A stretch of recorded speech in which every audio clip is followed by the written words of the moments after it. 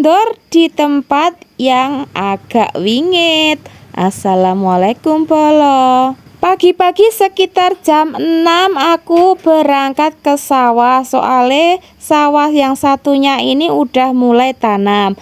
Nah, kalau sawah yang satunya ini masih pakai tradisi wiwit tandur.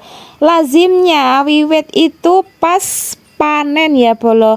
Tapi kalau di tempat yang satu ini wiwitnya 2 kali, pas tanam dan pas nanti memetik padi. Oke sing takon, oke sing komen, lah kok tandur nganggo wiwit, Mbak? Ngono to ya mergane aku ngomong mau to nggone wingit.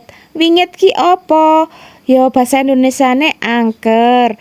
Tapi iki ya jenenge warisan dari leluhur ya Bolo. Simbokku ngomong lek daerah kene iki wingit. Makane kuwi beda karo daerah liyane. Wiwite pun beda. Iki masakane iki gak oleh di icipi, ngerti ra Bolo? Jarene ndakne Mbah Sri, kok Mbah Sri?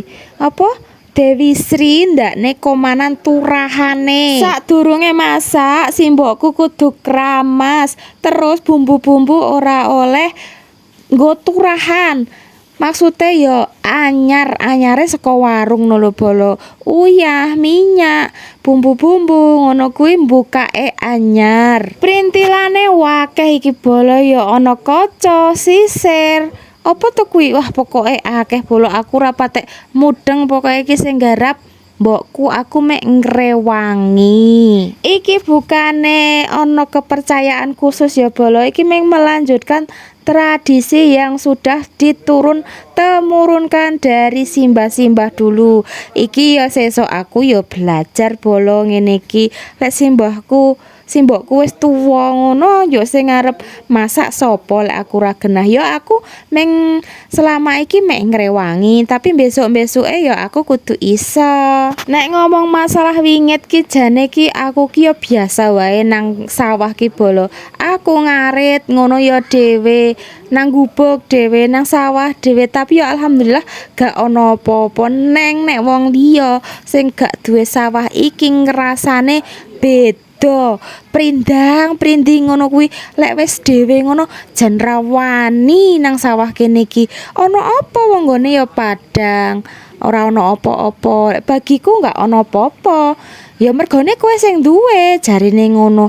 Lek aku nang kene prinding kabeh awake Mbak Yanti. Ana apa? Aku biasa wae ki. Pokoke iki tujuane wiwit ki ya ben slamet tandurane, ben slamet wonge sing nandur.